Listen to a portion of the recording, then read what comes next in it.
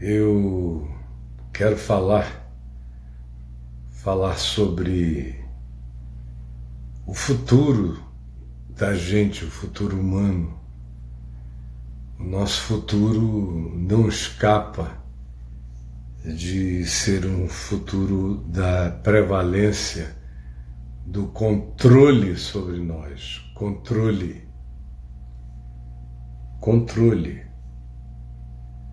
E será absoluto. E nós não seremos levados à ideologia do controle porque a gente escolha isso. Sermos controlados na perspectiva global será uma necessidade que será produzida por uma quantidade enorme de conjunções. No meio disso você tem o conforto, no meio disso você tem o consumo, no meio disso você tem a acessibilidade ao mesmo estilo de vida. Um monte de coisas serão oferecidas para que nós venhamos a aderir ao controle. Mas essas são as mais suaves. E dentre essas há uma quantidade enorme de outras que eu não tenho tempo para mencionar aqui. Mas nada será mais importante em relação a nos conduzir à necessidade de um controle mundial, global, universal, do que aquilo que nos chegue como desgraça total, aquilo que nos chegue como calamidade planetária, aquilo que nos chegue como algo que nivele a humanidade toda sob o parâmetro da necessidade de unirmos todos os nossos recursos, inteligências e forças para podermos sobreviver a tal coisa. E tanto mais quanto essas coisas se repitam, essas necessidades universais, mais crescerá o nosso sentido e a nossa observação lógica de que nós não vamos poder tratar esses bilhões e bilhões de humanos que chegam e que aumentarão imensamente dentro dos clusters, dentro dos guetos nacionalistas ou tribais. Por quê? Porque, tome como exemplo o coronavírus. O coronavírus é a introdução, é o exórdio introdutório para a mensagem, para o discurso, para o aceno, o grito de que a humanidade não pode mais se dar ao luxo de dizer eu primeiro, eu maior, o eu acima de todos. Não vai mais poder se dar esse luxo. O coronavírus é o primeiro ensinador disso para essa era na qual a gente está vivendo.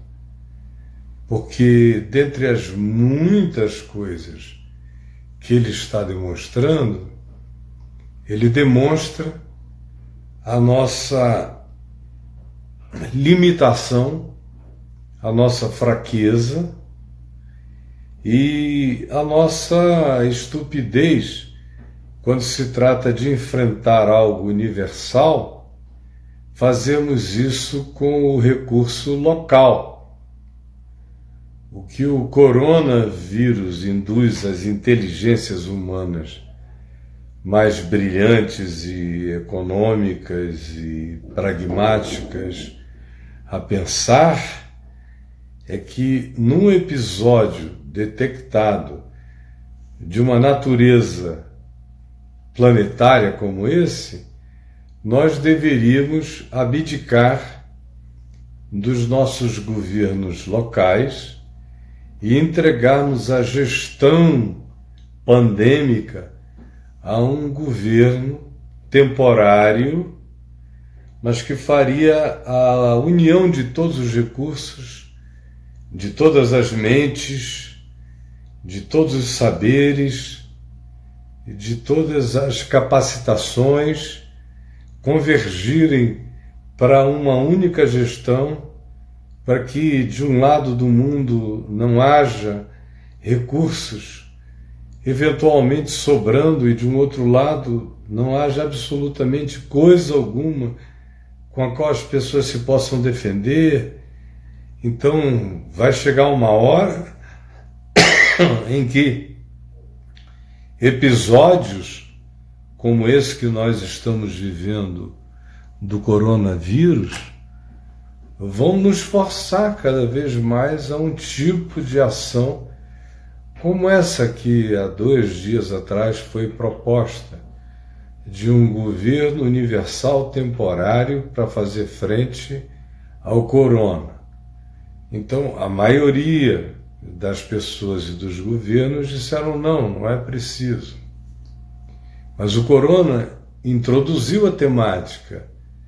Preste atenção, você que é jovem, que vai viver muito mais do que eu, preste atenção no que eu estou dizendo. O coronavírus introduziu a temática de um governo universal para que se pratique a melhor distribuição do recurso humano no enfrentamento de algo completamente planetário. Só que o corona ainda é brincadeira. O corona é uma brincadeira, isso é uma cócegazinha da natureza na humanidade, é uma leveza o corona. Ele pode ser um dos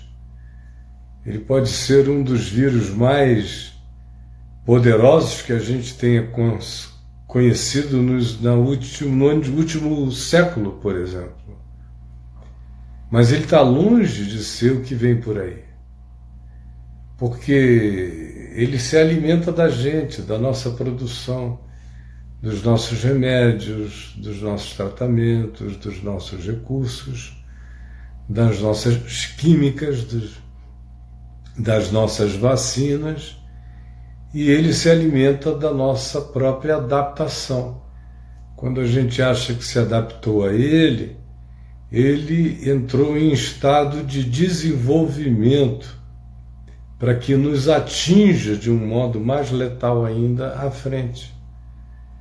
De modo que quando você lê, por exemplo, as Escrituras, lê em Mateus, em Marcos e em Lucas, as mensagens de Jesus sobre o fim, os chamados pequeno apocalipses, em todos eles Jesus vai crescendo esse pioramento das coisas.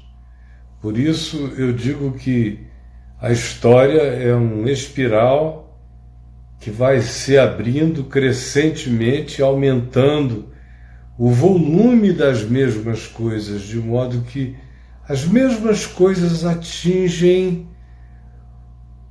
um poder muito, muito, muito para além do que a gente poderia jamais imaginar. E a história humana inteira nos ensina isso. A leitura do livro do Apocalipse é assim. As coisas vão se abrindo e vão ampliando as dimensões das realidades catastróficas. As coisas começam com 1/3, depois dizem 2/3 da humanidade, depois diz todo ser vivente no mundo foi atingido. O Apocalipse mostra claramente para nós que isso cresce, se amplia, Começa pequeno e o pequeno do Apocalipse já é enorme. Vai aumentando, vai aumentando, vai aumentando, até que as mesmas coisas voltam e voltam sempre com um poder extraordinariamente mais forte. E no Apocalipse o que acontece? No Apocalipse chega-se a um momento de tamanha impotência humana diante da magnitude das catástrofes de todas as naturezas, água estragada no mundo inteiro, revoltas naturais na produção de pragas de pestes que só pioram, crises de natureza ambiental horrorosa, que não se pode ver a luz do sol durante o dia, o envenenamento dos mares, a morte enorme, imensa de vida marinha e de vida aquática, a proliferação bacteriológica, as pessoas começam a morrer nos dias de João sem saber porquê. Nos nossos dias a gente sabe quais são as razões.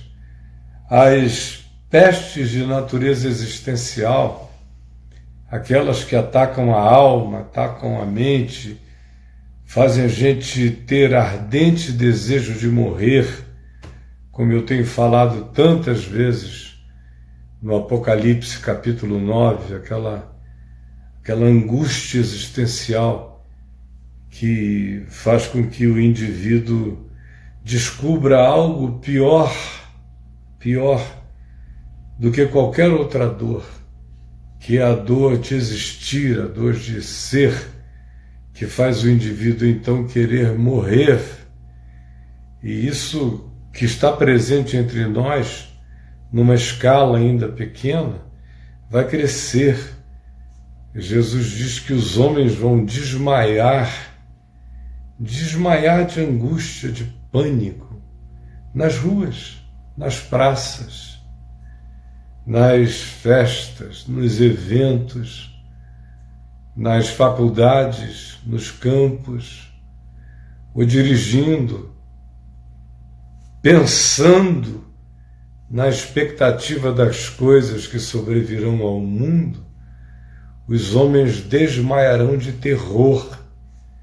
É o que diz Jesus, por exemplo, aludindo de maneira imediata ao aumento dos mares, ao crescimento das ondas, ao rugido angustioso dos mares anunciando a invasão das terras e dos litorais, enquanto mortes vão graçando para todo lado. A leitura do Apocalipse é um tirar de véu. A palavra Apocalipse significa tirar o véu. É um tirar de véu para que a gente enxergue o que inevitavelmente acontecerá com a humanidade se nós não convertermos os nossos conceitos, as nossas ideologias, os nossos caminhos, os nossos pensamentos, os nossos valores, os nossos significados. Coisas essas que, infelizmente, os homens não se converterão a elas. Eu vejo muita gente dizendo que o coronavírus vai mudar o mundo. Vai dar uma alterada em alguns mais prudentes, mais visionários. Vão continuar vendo e olhando as coisas de uma maneira muito mais cuidadosa, cautelosa e profética, quanto à possibilidade de que tudo volte e volte cada vez maior, como diz o Apocalipse, na espiral crescente. Mas a grande maioria vai esquecer. A grande maioria vai esquecer rápido como foi Aí volta todo mundo ao esquema de paz e segurança.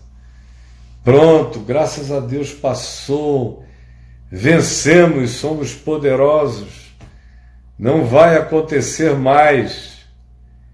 Aí a gente sai, como Jesus disse, se casa e se dá em casamento, festeja, celebra, mais uma vitória universal.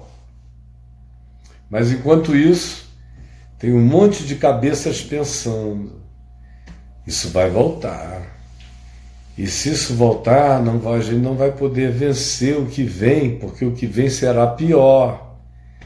Quem trabalha com infectologia, quem trabalha com virologia, com toda a ciência bacteriológica, sabe que essas coisas não regridem. Elas só se alimentam da nossa vitória para se apresentarem fortalecidas e imunes. Essa é a grande guerra, que vai ser cada vez mais intensa. Não vai esperar de 1918, como a gripe espanhola, para cá. Ela não vem como H1N1, ela vai se potencializar. Vai ser H33, H66, N66, isso vai crescer. Vocês que são jovens, salvem essa live para vocês ouvirem de novo, isto vai crescer.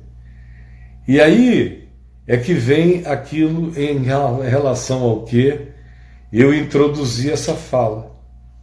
A necessidade de controle, porque tudo que está acontecendo no mundo, as nossas catástrofes, nossas misérias, nossas pragas, nossas pestes, nossas fomes, tudo isso vai ter que encontrar uma solução, porque o planeta não cabe tudo isso. Vai ter que haver uma inteligência centralizante para diminuir as implicações disso tudo.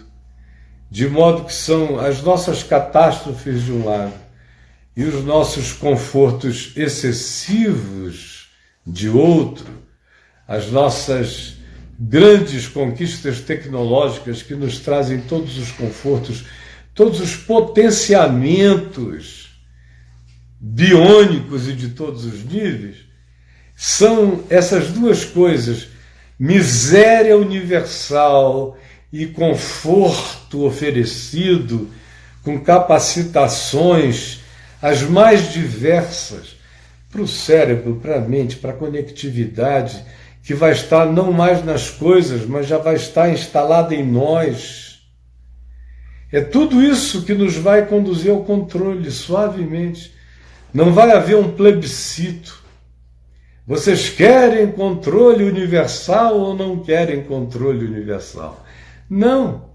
Serão as nossas tecnologias de um lado nos oferecendo aprender a falar chinês, instalando um chip interno ou externo e fazendo download, com ligação com o nosso sistema neural, ou vai ser usar o mesmo sistema instalado para que numa hora de calamidade todo mundo seja controlado, todo mundo saiba, o controle geral saiba quem falou com quem.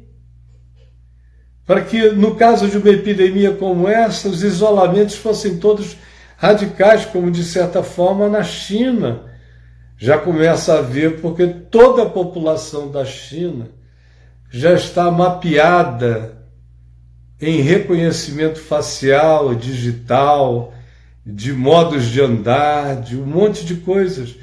É muito difícil alguém se esconder na China hoje. Imagina, ainda é hoje. Ainda é com câmera de fora, lendo o seu rosto, seus maneirismos. Vai chegar uma hora que isso vai ser uma imposição acadêmica, uma imposição intelectual, uma imposição de nivelamento do sarrafo tecnológico cada vez mais alto, que será levantado, o indivíduo vai ter que acabar por uma questão de competitividade de mercado, dizer eu preciso dessa instalação em mim. Ao mesmo tempo, será politicamente correto realizar isto, porque aqueles que realizem isto estarão defendendo o resto da sociedade, porque se poderá saber aonde esse indivíduo esteve, com quem esteve na hora de uma catástrofe. Aí você está ouvindo isto aí, está me dizendo, não, eu jamais aceitaria isso. Eu jamais. Eu também aqui, olhando, dizendo, alguém me monitorar de dia e de noite, embora eu já seja, olha, eu estou falando aqui com você, você está falando comigo, nós todos já estamos em pleno estado de monitoramento. Olha a minha cara aqui, ó. Você pensa que ela não está fotografada em todos os lugares? Você chega com essa cara aqui, entra nos Estados Unidos, a inteligência artificial já sabe tudo sobre você. Tudo. E se tiver uma indicação de observação a teu respeito, aí você faz até teste urológico sem sentir. E aí não adianta você dizer, não, eu protejo a minha privacidade, porque na mesma medida a tecnologia que protege a sua privacidade e que você pode escolher não estar lá, de um outro lado é a que pode te dar segurança. Inclusive segurança urbana, segurança de todos os níveis. Aí tem aquele indivíduo que diz, não, a minha vida é devassa demais, eu não quero ser visto, senão vão me ver, e vão ver a quantidade de mulher que eu pego, ou de homem que eu pego, eu não quero. Mas, mano, já não é mais possível, você já está escaneado. Já está. E isso só vai aumentar, só vai crescer. Isso vai cumprir exatamente o que o Apocalipse diz. Numa época completamente pré-tecnológica, 2000 anos atrás, descreve uma sociedade com capacidade extraordinária. A primeira é de fazer estátuas falarem. A segunda é de exercer um controle tão cósmico, tão universal, que ninguém é capaz de fazer absolutamente nada na Terra se não estiver conectado a ela. Nada, não compra, não vende, não trabalha, não estuda, não produz, não tem acesso a nada, é banido, é exilado, é posto em ostracismo. Em alguns lugares mais radicais pode até ser eliminado pela improdutividade de não ter feito o upgrade que a humanidade inteira precisa fazer. É assim que Apocalipse, no capítulo 3, nos diz que a todos, verso 16, 13 e 16, os pequenos e os grandes, os ricos e os pobres, todos, os livres e os escravos, todos, faz que lhes seja dada certa marca sobre a mão direita ou sobre a fronte, para que ninguém possa comprar ou vender, senão aquele que tem essa marca, que carrega o nome da besta política, que emerge do mar e que controla o mercado de toda a Terra, a economia planetária. Ninguém vai poder se mexer se não estiver conectado a isso, se não carregar esse code instalado com esse número do nome da besta, que nos dias de João, quando as letras tinham equivalência aos numerais, por um número poderia-se chegar a um nome, e por um nome poderia-se chegar a um número. Aí João conclui e diz, aqui está a sabedoria, Aquele que tem entendimento, calcule o número da besta, pois é número de homem. O que ele está dizendo é que isso será uma operação humana. Ora, esse número é 666, que, usando o critério de usar numerais para definir nomes, ou a partir de nomes, identificar numerais que equivalem a 666, já produziu os maiores equívocos e loucuras na história humana. Embora, por exemplo, o nome Nero, transformado num numeral, desse 666, como o nome de muita gente, o do próprio Hitler, como o nome do Nasser, presidente egípcio já morto nos anos 70, dava também 666, como vários outros governantes da Terra. Aplicado esse critério, especialmente pelos crentes literalistas e mais fanáticos, já indicaram muitas bestas, sendo que os grandes bestas são esses que ficam achando que é tão simples assim. No entanto, é nessa direção, é para essa convergência que nós estamos caminhando, minha gente. E será uma escolha da humanidade. A gente vai chegar num ponto de tamanho encurralamento que os nossos inimigos invisíveis serão tão mais poderosos do que esse coronavírus, que já é poderoso, mas tão mais, de uma capacidade de virulência infinitamente maior, com produção de mortandades tão extraordinárias, que se disserem a você, você precisa aceitar o termo de identificação facial e digital e de acompanhamento da sua identidade, de modo de fala, de andar e de tudo mais, para que numa epidemia como essa, a gente já separe todo mundo que tocou em você, chegou perto de você, onde você esteve, para você salvar a sua vida. O que é que você acha que vai acontecer? O que é que você acha que vai acontecer? A maioria esmagadora da humanidade vai dizer: eu quero isso para mim, para minha família. Vai ser uma questão de amor paterno, materno, preocupação filial, consciência cidadã, para não espalhar algo de natureza tão catastrófica. Vai valer a pena, por mais que você perca a privacidade.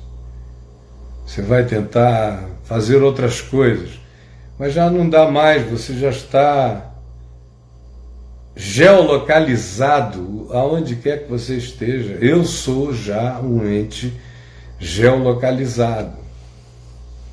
A minha cara está espalhada em muitos bancos de dados do planeta, tanto esses bancos de dados civis, quanto os militares, os policiais, os políticos. Já não tem mais jeito, já era. Eu posso, todavia, ainda, apesar disso tudo, me esconder. Posso ainda ter uma chance mínima de desaparecer, desde que eu não bote a cara para fora em lugar nenhum, porque vai chegar uma hora em que a inteligência artificial vai ser unificada, e aí aonde quer que você esteja no planeta, se você puser a cara para fora alguns segundos em algum lugar, as bilhões de câmeras vão ler você e vão lá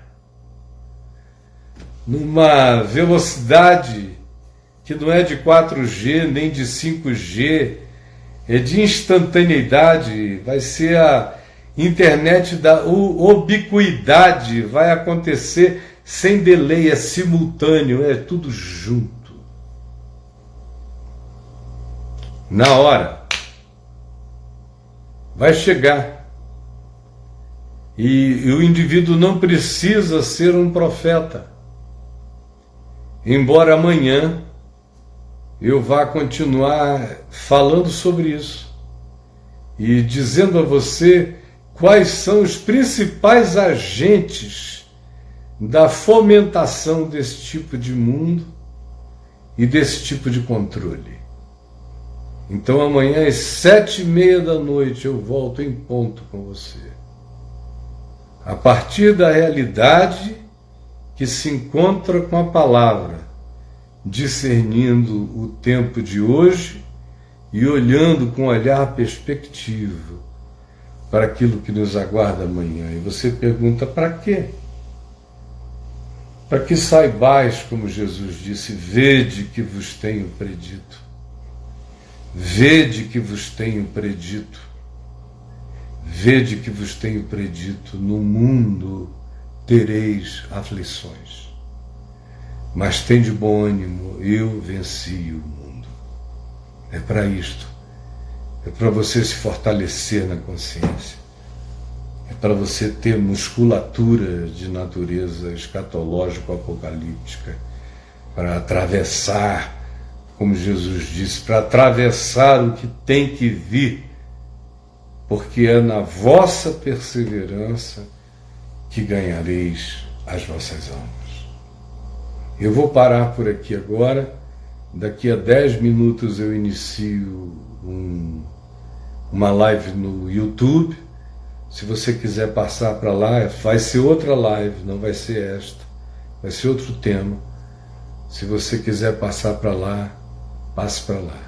E uma última coisa, tem muita gente, eu vinha trabalhando demais nessa quarentena, eu ando morto de cansaço de atender gente de todo tipo de angústia, aflição, medo, pânico, depressão, suicídio, angústia automutilante, todo tipo de situação. E eu preciso me preservar com a imunidade alta desse grupo de risco. Eu não posso pegar essa coronavírus, não posso. Do ponto de vista humano, eu sei que quem me guarda é o Senhor. Quem me salvou, quem me ressuscitou da morte, às vezes em que eu morri até hoje, foi o Senhor. Mas eu não brinco. Eu sei que se o Senhor não guardar a cidade, em vão vigia a sentinela. Se o Senhor não guardar o meu corpo, em vão eu ergo a minha imunidade. Eu sei, eu ando nesse equilíbrio de fé.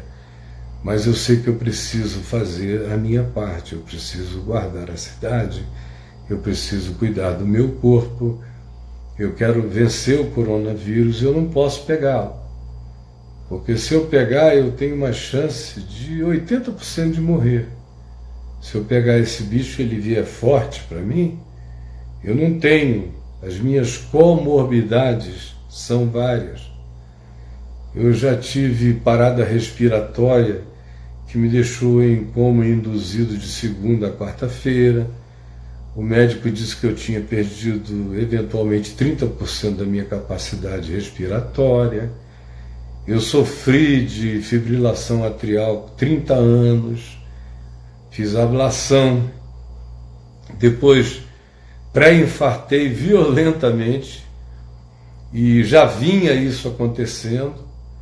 Eu botei stents e aí descobriram que o meu coração estava todo bloqueado, as coronárias, as artérias estavam funcionando com 5% de passagem. Isso faz 8 anos. Eu fui operado, puseram, como o médico disse, stents em lugares bizarros, porque nem ali são os lugares. Eu venho forte, tomando os meus remédios, fazendo a minha parte, comendo muito bem. E eu estou aqui, me sinto forte, como eu estou corado. Eu faço a minha parte. Mas eu também, há 10 anos atrás, contraí diabetes, resultado daquele estilo de vida que eu adotei durante décadas, que era totalmente contra-saudável o modo como eu vivi, viajei, me alimentei, não me alimentei, e comi, me estressei, eu trabalhei contra mim, eu estou aqui porque Deus me deu, pela graça dele, uma natureza forte. Mas eu não quero brincar de coronavírus. Então, mesmo quando a quarentena acabar para vocês, para mim não vai ter acabado. Por causa do meu estado, eu vou ter que ficar de quarentena ou até desenvolverem um remédio que debele esse mal, ou até criarem a vacina, que uma vez vacinando a gente, nós estamos livres dessa preocupação. Até a próxima. Até a próxima, porque da minha idade para frente tudo é até a próxima. E eu tenho total consciência disso. E eu me regozijo da minha fraqueza, porque quando eu sou fraco, então é que eu sou forte no espírito, na lucidez e na consciência. Então eu ia dizendo que porque eu ando muito cansado atendendo tanta gente, tive uma ideia de usar essas videoconferências do Zoom, dessa sala do Zoom, e criar Zoom íntimo com Caio, Zoom íntimo com Caio. E aonde quem quiser, vou continuar fazendo tudo que eu estou fazendo, mas eu vou fazer também essa sala para atendimento emergencial de pessoas que estão em estado aflitivo ou com grandes dúvidas. Então, se você quiser aqui, nessa live, aqui na minha bio, no Stories, você vai encontrar, tanto quanto você vai encontrar no Facebook, você vai encontrar nas plataformas todas, no YouTube, em todo lugar. Você pode entrar, clicar, se você deseja ter esse encontro. Vai ser 1 hora por vez, por encontro. 50 pessoas juntas, cada uma vai ter chance de perguntar e você vai ser informado qual é o dia da sua pergunta. Isso vai de segunda a sexta. E aí a gente abre para um outro grupo entrar, outro grupo entrar, outro grupo entrar. Você entendeu? Então Deus te abençoe muito, muito, muito, e que o Senhor Jesus te guarde, e que Ele abençoe todo mundo que você está mencionando aqui. Tem alguém fixado no Silas Malafaia. Você já o perdoou? Eu nunca não o perdoei. Ele é um ser perdoado no meu coração. Ele e o mundo inteiro. Que Deus nos abençoe e nos guarde. Um beijo para cada um de vocês e vamos ficar firmes no Evangelho.